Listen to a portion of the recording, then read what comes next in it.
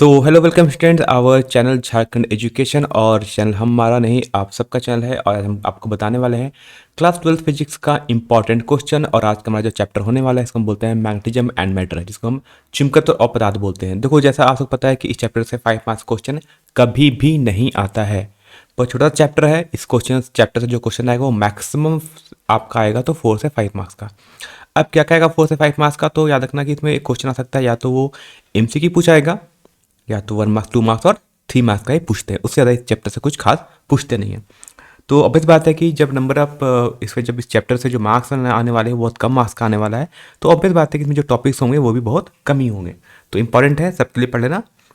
तो सबसे पहले आप क्या पढ़ लोगे इसमें? सबसे पहले ना आपकी properties of magnetic field lines और मैग्नेटिक डायपोल क्या क्या होता है, यानी चुंबकीय क्षेत्र रेखाओं के गुण और चुंबकीय ध्रुव क्या होता है। देखो, इसका जो गुण होता है वो कहीं का नहीं, यानी इसका जो इसकी जो प्रॉपर्टी जो होती है वो वही होती है जो लगभग इलेक्ट्रिक फील्ड की होती है।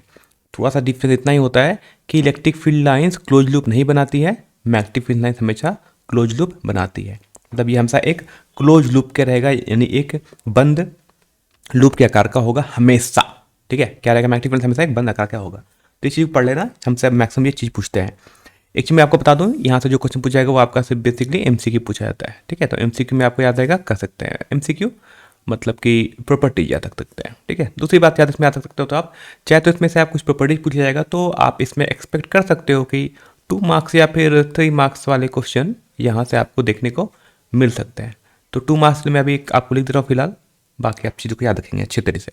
तो मैं आपको बता रहा हूँ। ठीक है, एक इंपॉर्टेंट पॉइंट है जिसमें आपसे एमसीक्यू पूछा जाता है, मैं आपको चलिए बता ही देता हूँ कि इसमें से पॉइंट पूछा जाता है कि अगर एक मैग्नेटिक डायपोल होता है क्या। सुनो, पहली बात होते हैं, यानी जिसको चुंबकीय ध्रुव बोलते हैं। मतलब हम एक सिंपल बार मैग्नेट को, जिसका एक साइड नॉर्थ पोल होता है एक साइड साउथ पोल होता है, इसको बोलते हैं हम लोग चुंबकीय, इसको मैग्नेटिक, इसको हम बार मैग्नेटिक बोलते हैं। इसको क्या बोलते हैं? बार मैग्नेट बोलते हैं। सिंपल सी बात है, समझ लो ऐसा।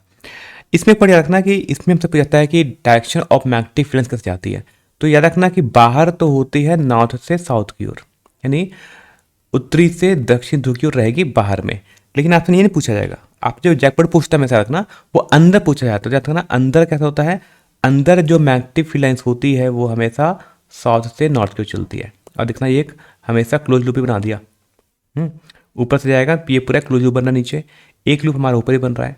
तो आपसे जो पूछा जाता है हमेशा पूछा जाता है इनसाइड। तो इनसाइड जगह कहाँ होता है? इनसाइड में जो मैग्नेटिक फील्ड लाइंस की जो डायरेक्शन होती है, जो दिशा होती है, वो हमेशा साउथ से नॉर्थ होती है, मतलब दक्षिण से उत्तर की ओर होती है। ठीक है, तो ये पॉइंट को याद रखना। मैं पॉइंट यहाँ लिख देता हूँ फिलहाल, क्योंकि ये जैकबोर्ड हमेशा पूछता आता है और बच्चे यहाँ पर कंफ्यूज कर जाते हैं। तो इनसाइड रखेंगे, इनसाइड कहाँ होता है? South to north. ठीक है, इस पॉइंट का रखना बहुत इंपॉर्टेंट क्वेश्चन है। बात करते हैं नेक्स्ट टॉपिक, अगला टॉपिक को बोलते हैं मैग्नेटाइजेशन, मैग्नेटिक इंटेंसिटी और मैग्नेटिक ससेप्टिबिलिटी। ये जैकबोर्ड बहुत से पूछा नहीं है, अब मुझे लगता है कम चांस है कि ये पूछा जाए। तो अगर आप इसके बारे में सिर्फ डेफिनेशन पढ़ लोगे तो बहुत काफ़ी है। वैसे मुझे नहीं लगता है कुछ पूछा जाना चाहिए। तो इस टॉपिक को अगर आप नहीं भी रहो तो चलेगा, है ना। लेकिन इसमें एक पॉइंट आप क्या पढ़ सकते हो बता देता हूँ। तो आप मैग्नेटाइजेशन नहीं पढ़ोगे चलेगा, मैग्नेटिक इंटेंसिटी क्या होती है नहीं पढ़ोगे चलेगा, यानी ये दो नहीं पढ़ोगे तो चलेगा। जो बच्चे पढ़ रहे हैं वो पढ़ लें, लेकिन जो लास्ट में कुछ पढ़ना चाह रहे हैं तो समझ लो वो इस चीज़ को स्किप कर सकते हो, चांसेस बहुत कम होते हैं।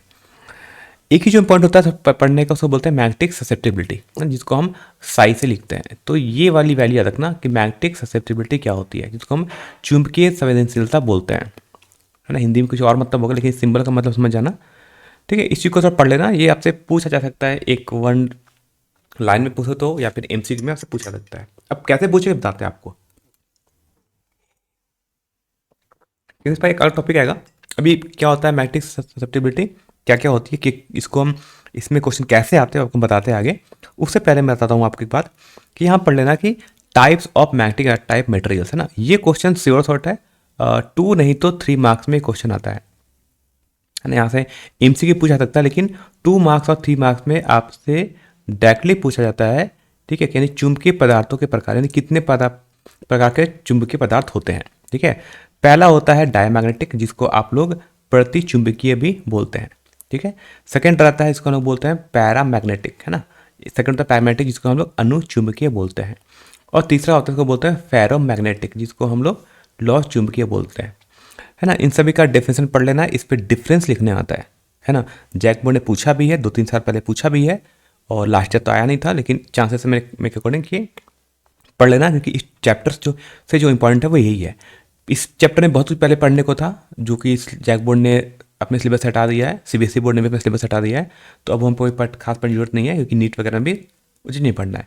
तो जो पढ़ना पर इतना ही पढ़ना है, इसमें बता दिया। सबसे जो मोस्ट इंपॉर्टेंट है वो आप इसको लिखना VVI, है ना, ये बहुत बहुत इंपॉर्टेंट है, इसको पढ़ लेना, क्वेश्चन यहाँ से आता है।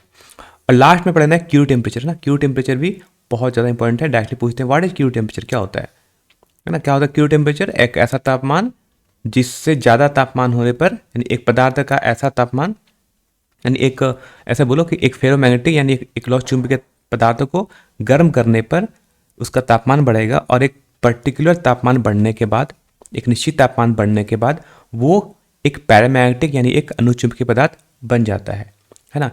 इस तापमान को हम क्यूरी तापमान यानी हम क्यूरी टेम्परेचर बोलते हैं। इसको पॉइंट पढ़ लेना अच्छे से, ये पूछा जाता है। तो यही कुछ बताया था आपको इंपॉर्टेंट, इससे ज़्यादा कोई बाहर पूछेगा नहीं जैक बोर्ड। तो 4 मार्क्स समझो यहाँ से कन्फर्म, 3 नहीं तो 4 मार्क्स आपका कन्फर्म यहाँ से आ जाएगा। अब थोड़ी बात करते हैं क्या क्या पढ़ लेना। जैसे बताया आपको डायमैग्नेटिक, पैरामैग्नेटिक, फेरोमैग्नेटिक में क्या क्या पढ़ना है, ये सब कुछ नहीं पढ़नी होता है ना, जैक बोर्ड सब नहीं पूछता है। इसमें से अगर आपको अगर थोड़ा पढ़ने का मन हो तो चलो मैं आपको बताता हूँ क्या क्या पढ़ लेना, इसमें क्या क्या नहीं पढ़ना।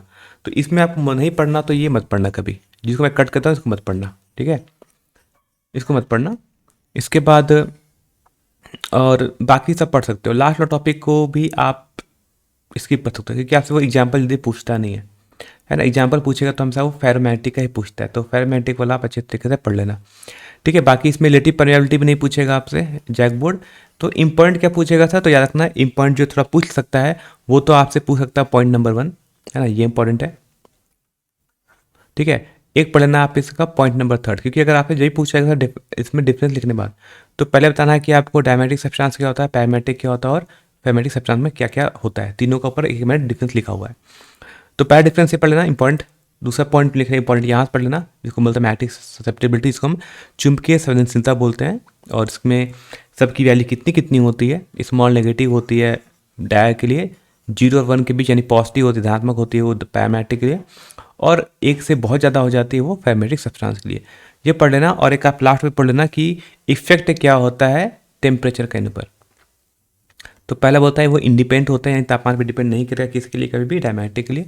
पैरामैग्नेटिक के लिए इन्वर्सली होता है, मतलब तापमान बढ़ने पर की मैग्नेटिक ससेप्टिबिलिटी वो कम होती चली जाती है। और फेरोमैग्नेटिक में भी सेम है कि तापमान बढ़ने पर इसकी जो मैग्नेटिक ससेप्टिबिलिटी है वो कम हो जाती है। तो ये 3 पॉइंट है, आप पढ़ लेना।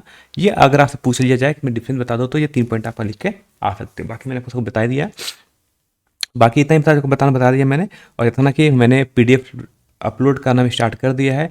अगर जिनको नहीं पता है कि PDF कहाँ मिल रहा है, तो याद रखो PDF आपको कोई नहीं देता है, PDF हम आपको देते हैं, प्रॉपर PDF देते हैं, जो हम भी आपको यूट्यूब में पढ़ाते हैं, ठीक है। हमारा कोई से काम चल रहा है वेबसाइट का, वो काम हो चुका है, और हमारे वेबसाइट का नाम है jharedu.in, है ना। तो आपके जितने फ्रेंड हैं सबको बोल दो यहाँ से PDF डाउनलोड कर सकते हैं वो जाके, है ना।